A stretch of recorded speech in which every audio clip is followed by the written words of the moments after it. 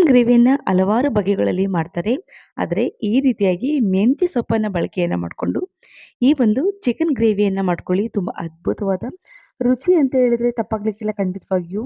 ಇದನ್ನು ಯಾವುದೇ ರೀತಿಯಾದ ಚಪಾತಿ, ಇಡ್ಲಿ, ಪೂರಿ ಹಾಗೆ ಅನ್ನದ ಜೊತೆಗೂ ಕೂಡ ದಿ ಬೆಸ್ಟ್ ಕಾಂಬಿನೇಷನ್ ಆಗಿ ಇರುತ್ತೆ ಅಂತ ಹೇಳ್ಬೋದು. ತುಂಬ ಅದ್ಭುತವಾದ ರುಚಿಯನ್ನು ಕೊಡುವಂಥ ಈ ಒಂದು ಚಿಕನ್ ಗ್ರೇವಿಯನ್ನು ಯಾವ ರೀತಿಯಾಗಿ ಮಾಡೋದು ಅಂತ ನೋಡ್ಕೊಳ್ಳೋಣ. ಅದಕ್ಕಿಂತ ಮುಂಚೆ ಎಲ್ಲರಿಗೂ ಅಶ್ವಿನಿ ಕುಕಿಂಗ್ ಚಾನಲ್ಗೆ ಸ್ವಾಗತ. ನಾನು ಅಶ್ವಿನಿ. ಹಾಗೆ ಯಾರೆಲ್ಲ ನನ್ನ ಚಾನಲನ್ನು ನೋಡಿ ಕೂಡ ಸಬ್ಸ್ಕ್ರೈಬ್ ಮಾಡ್ಕೊಳ್ದೇ ನೋಡ್ತಾ ಇದ್ದರೆ ಅವರೆಲ್ಲ ಸಬ್ಸ್ಕ್ರೈಬ್ ಮಾಡ್ಕೊಳ್ಳಿ. ಇವಾಗ ಈ ಒಂದು ಚಿಕನ್ ಗ್ರೇವಿಯನ್ನು ಯಾವ ರೀತಿಯಾಗಿ ಮಾಡೋದು ಅಂತ ನೋಡ್ಕೊಂಡು ಬರೋಣ. ಮೊದಲಿಗೆ ನಾನಿಲ್ಲಿ ಒಂದು ಕುಕ್ಕರಿಗೆ 100 ಗ್ರಾಮ್ನಷ್ಟು ಎಣ್ಣೆಯನ್ನು ಸೇರಿಸ್ಕೊಳ್ಬೇಕಾಗುತ್ತೆ. ಹಾಗೆ ಇದಕ್ಕೆ ಎಣ್ಣೆ ಬಿಸಿಯಾದ ನಂತರ 2 ಪೀಸು ಚಕ್ಕೆ, ಹಾಗೆ 4 ಲವಂಗ, 2 ಏಲಕ್ಕಿ ಕಾಯಿ, ಹಾಗೆ 2 ಮೊಗ್ಗನ್ನು ಸೇರಿಸ್ಕೊಂಡು ನೀಟಾಗಿ ಇದನ್ನು ಸ್ವಲ್ಪ ಅರೋಮ ಬರೋಷ್ಟು ಫ್ರೈ ಮಾಡ್ಕೊಳ್ಬೇಕಾಗತ್ತೆ. ಇದಕ್ಕೆ ಇವಾಗ ನಾನಿಲ್ಲಿ 4 ಈರುಳ್ಳಿಯನ್ನು ಹಾಗೆ 3 ಹಸಿಮೆಣಸಿನ್ಕಾಯನ್ನು ಕಟ್ ಮಾಡಿ ಸೇರಿಸ್ಕೊಳ್ತಾ ಇದ್ದೀನಿ. ಅಂದರೆ ಈರುಳ್ಳಿನ ಸಣ್ಣದಾಗಿ ಚಾಪ್ ಮಾಡಿ ಸೇರಿಸ್ಕೊಳ್ಳಿ. ಈರುಳ್ಳಿ ಆಲ್ಮೋಸ್ಟ್ ಒಂದು ಮುಕ್ಕಾಲು ಭಾಗದಷ್ಟು ಚೆನ್ನಾಗಿ ಎಣ್ಣೆಯಲ್ಲಿ ಫ್ರೈ ಆಗಬೇಕಾಗತ್ತೆ. ನೋಡಿ, ಇಷ್ಟು ಪ್ರಮಾಣದಲ್ಲಿ ಫ್ರೈ ಆದ ನಂತರ ನಾವಿಲ್ಲಿ ಕಟ್ ಮಾಡಿರ್ತಕ್ಕಂಥ 3 ಟೊಮೊಟೊ ಹಣ್ಣನ್ನು ಸೇರಿಸ್ಕೊಳ್ಳೋಣ. ಅಂದರೆ ಟೊಮೊಟೊ ಹಣ್ಣನ್ನು ಕೂಡ ಸಣ್ಣದಾಗಿ ಕಟ್ ಮಾಡಿ ಸೇರಿಸ್ಕೊಳ್ಳಿ. ಇದನ್ನ ಇವಾಗ ನೀಟಾಗಿ ಮಿಕ್ಸ್ ಮಾಡ್ಕೊಂಡಿದ ನಂತರ ನಾನಿಲ್ಲಿ 1 ಕಟ್ಟಿನಷ್ಟು ಮೆಂತ್ಯ ಸೊಪ್ಪನ್ನು ನೀಟಾಗಿ ಬಿಡಿಸ್ಕೊಂಡು ನೀರಿನಲ್ಲಿ ವಾಶ್ ಮಾಡಿ ಸಣ್ಣದಾಗಿ ಚಾಪ್ ಮಾಡಿ ಸೇರಿಸ್ಕೊಳ್ತಾ ಇದ್ದೀನಿ. ಹಾಗೆ ಕೊತ್ತಂಬರಿ ಸೊಪ್ಪನ್ನು ಕೂಡ ಸಣ್ಣದಾಗಿ ಚಾಪ್ ಮಾಡಿ ಇದನ್ನು ಕೂಡ 1 ಕಟ್ಟಿನಷ್ಟು ಸೇರಿಸ್ಕೊಳ್ಬೇಕಾಗತ್ತೆ, ಅಥವಾ 1 ಮುಷ್ಟಿಯಷ್ಟು ಸೇರಿಸ್ಕೊಂಡ್ರೆ ಸಾಕು. ಇಷ್ಟನ್ನು ಹಾಕಿದ ನಂತರ ನೀಟಾಗಿ ಮಿಕ್ಸ್ ಮಾಡ್ಕೊಳ್ಬೇಕಾಗತ್ತೆ. ಇವಾಗ ಸೊಪ್ಪುಗಳು ನೀಟಾಗಿ ಎಣ್ಣೆಯಲ್ಲಿ ಫ್ರೈ ಆಗಬೇಕು. ಸೊಪ್ಪುಗಳು ಎಣ್ಣೆಯಲ್ಲಿ ನೀಟಾಗಿ ಫ್ರೈ ಆದರೆ ಮೆಂತ್ಯ ಸೊಪ್ಪಿನಲ್ಲಿ ಇರ್ತಕ್ಕಂಥ ಕಹಿ ಅಂಶ ಕಂಪ್ಲೀಟಾಗಿ ಹೋಗುತ್ತೆ. ನೋಡಿ, ಇಷ್ಟು ಪ್ರಮಾಣದಲ್ಲಿ ಮಿಕ್ಸ್ ಮಾಡ್ಕೊಂಡು ಬೇಯಿಸ್ಕೊಂಡಿದ ನಂತರ ನಾವಿಲ್ಲಿ 1 ಟೇಬಲ್ ಸ್ಪೂನ್ ಆಗುವಷ್ಟು ಶುಂಠಿ ಬೆಳ್ಳುಳ್ಳಿ ಪೇಸ್ಟನ್ನು ಸೇರಿಸ್ಕೊಂಡಿದ್ದೀನಿ. ಶುಂಠಿ ಬೆಳ್ಳುಳ್ಳಿ ಪೇಸ್ಟನ್ನು ನಾನಿಲ್ಲಿ ಮನೆಯಲ್ಲಿ ಮಾಡಿರ್ತಕ್ಕಂಥದ್ದನ್ನು ಸೇರಿಸ್ಕೊಂಡಿದ್ದೀನಿ.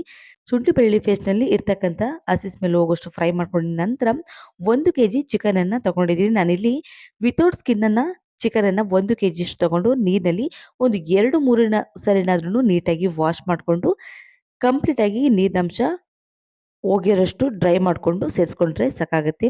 ಇವಾಗ ಚಿಕನಿಗೆ ಹಿಡಿಯುವಷ್ಟು ಉಪ್ಪನ್ನು ಸೇರಿಸ್ಕೊಂಡ್ರೆ ಸಾಕಾಗುತ್ತೆ. ಇವಾಗ ಎಲ್ಲವನ್ನು ಕೂಡ ಈವನ್ ಆಗಿ ಈಕ್ವಲ್ ಆಗಿ ಚೆನ್ನಾಗಿ ಮಿಕ್ಸ್ ಮಾಡ್ಕೊಂಡಿದ ನಂತರ ಒಂದು ಲಿಡ್ಡನ್ನು ಕ್ಲೋಸ್ ಮಾಡಬೇಕಾಗುತ್ತೆ. ಇದಕ್ಕೆ ಲಿಡ್ಡನ್ನು ಕ್ಲೋಸ್ ಮಾಡಿ ಒಂದು 5 ನಿಮಿಷಗಳ ಕಾಲ ಇದನ್ನು ಕಡಿಮೆ ಫ್ಲೇಮ್ನಲ್ಲಿ ಬೇಯಿಸ್ಕೊಂಡ್ರೆ ಸಾಕಾಗುತ್ತೆ. ನೋಡಿ, ಇವಾಗ ಒಂದು 5 ನಿಮಿಷಗಳ ಕಾಲ ಬೇಯಿಸ್ಕೊಂಡಿದ ನಂತರ ಈ ರೀತಿಯಾಗಿ ಒಂದು ಅರ್ಧ ಭಾಗದಷ್ಟು ಚಿಕನ್ ಚೆನ್ನಾಗಿ ಬೆಂದಿರುತ್ತೆ. ಈ ಟೈಮ್ನಲ್ಲಿ ಇವಾಗ ಇದನ್ನು ನೀಟಾಗಿ ಇನ್ನೊಮ್ಮೆ ಮಿಕ್ಸ್ ಮಾಡ್ಕೊಳ್ಬೇಕಾಗುತ್ತೆ. ನೋಡಿ, ಮಿಕ್ಸ್ ಮಾಡ್ಕೊಂಡಿದ ನಂತರ 1 ಟೀ ಸ್ಪೂನ್ ಆಗುವಷ್ಟು ರೆಡ್ ಚಿಲ್ಲಿ ಪೌಡರನ್ನು ಸೇರಿಸ್ಕೊಂಡಿದ್ದೀನಿ. ಹಾಗೆ 1 ಟೀ ಸ್ಪೂನ್ ಆಗುವಷ್ಟು ಧನಿಯಾ ಪುಡಿಯನ್ನು ಸೇರಿಸ್ಕೊಂಡ್ರೆ ಸಾಕಾಗುತ್ತೆ. ಹಾಗೆ ಅರ್ಧ ಟೀ ಸ್ಪೂನ್ ಆಗುವಷ್ಟು ಗರಂ ಮಸಾಲ, ಹಾಗೆ 1 ಟೀ ಸ್ಪೂನ್ ಆಗುವಷ್ಟು ಬಿರಿಯಾನಿ ಪುಡಿಯನ್ನು ಸೇರಿಸ್ಕೊಳ್ಬೇಕಾಗತ್ತೆ. ತುಂಬ ಅದ್ಭುತವಾದ ರುಚಿಯನ್ನು ಕೊಡುತ್ತೆ ಈ ರೀತಿ ಬಿರಿಯಾನಿ ಪುಡಿಯನ್ನು ಸೇರಿಸ್ಕೊಂಡು ಮಾಡ್ಕೊಳ್ಳೋದ್ರಿಂದ. ಇದಕ್ಕೆ 1/4 ಟೀ ಸ್ಪೂನ್ ಆಗುವಷ್ಟು ಅರಿಶಿಣದ ಪುಡಿಯನ್ನು ಸೇರಿಸ್ಕೊಂಡು ನೀಟಾಗಿ ಮಿಕ್ಸ್ ಮಾಡ್ಕೊಳ್ಬೇಕಾಗತ್ತೆ. ಇಷ್ಟು ಮಸಾಲೆಯನ್ನು ಸೇರಿಸ್ಕೊಂಡ್ರೆ ಸಾಕಾಗುತ್ತೆ. ನಿಮಗೆ ಕ್ವಾಂಟಿಟಿ ಜಾಸ್ತಿ ಬೇಕು ಅಂದರೆ ಮಸಾಲೆಗಳನ್ನು ಸ್ವಲ್ಪ ಜಾಸ್ತಿ ಪ್ರಮಾಣದಲ್ಲಿ ಸೇರಿಸ್ಕೊಂಡು ಕೂಡ ಮಾಡ್ಕೊಳ್ಬೋದು. ಇವಾಗ ನಾನು ಇಲ್ಲಿ ಇದಕ್ಕೆ ಅರ್ಧ ಹೋಳಿನಷ್ಟು ತೆಂಗಿನಕಾಯಿಯನ್ನು ಈ ರೀತಿಯಾಗಿ ರುಬ್ಬಿ ಇಟ್ಕೊಂಡಿದ್ದೀನಿ. ಅದನ್ನು ಕೂಡ ಇವಾಗ ಸೇರಿಸ್ಕೊಳ್ಬೇಕಾಗತ್ತೆ. ಹಸಿ ತೆಂಗಿನಕಾಯಿನ ರುಬ್ಬಿ ಸೇರಿಸ್ಕೊಳ್ಳುವಂಥದ್ದು ಯಾವುದೇ ರೀತಿಯಾದ ಕೊಬ್ಬರಿಯನ್ನು ರುಬ್ಬಿ ಸೇರಿಸ್ಕೊಳ್ಳುವಂಥ ಅವಶ್ಯಕತೆ ಇರೋದಿಲ್ಲ. ಈ ರೀತಿ ಹಸಿ ತೆಂಗಿನಕಾಯಿಯನ್ನು ರುಬ್ಬಿ ಸೇರಿಸ್ಕೊಂಡ್ರೆ ಸಾಕಾಗುತ್ತೆ. ನೋಡಿ, ಇಷ್ಟು ಥಿಕ್ನೆಸ್ ಆಗಿ ಗ್ರೇವಿ ಬಂದಿದೆ.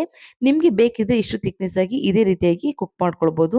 ಇಲ್ಲಾಂದರೆ ಸ್ವಲ್ಪ ತೆಳ್ಳಗೆ ಬೇಕು ಅನ್ನೋದಾದರೆ ಇದಕ್ಕೆ ಸ್ವಲ್ಪ ಪ್ರಮಾಣದಲ್ಲಿ ನೀರನ್ನು ಸೇರಿಸ್ಕೊಳ್ತಾ ಇದ್ದೀನಿ.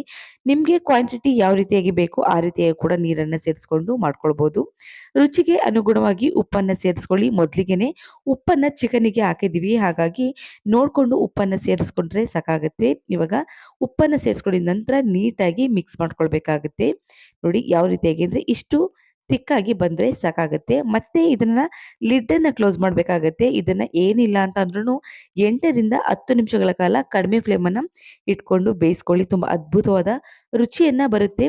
ನೋಡಿ, ಈ ರೀತಿ ಎಣ್ಣೆ ತೇಲಿ ಬರಬೇಕಾಗತ್ತೆ. ಆ ರೀತಿಯಾಗಿ ಬೇಯಿಸ್ಕೊಂಡ್ರೆ ಸಾಕಾಗುತ್ತೆ. ನೋಡಿ, ಗ್ರೇವಿ ಕೂಡ ಸ್ವಲ್ಪ ಪ್ರಮಾಣದಲ್ಲಿ ತಿಕ್ಕಾಗಿ ಬಂದಿದೆ. ಇಷ್ಟು ಪ್ರಮಾಣದಲ್ಲಿ ಬಂದರೆ ಸಾಕಾಗುತ್ತೆ.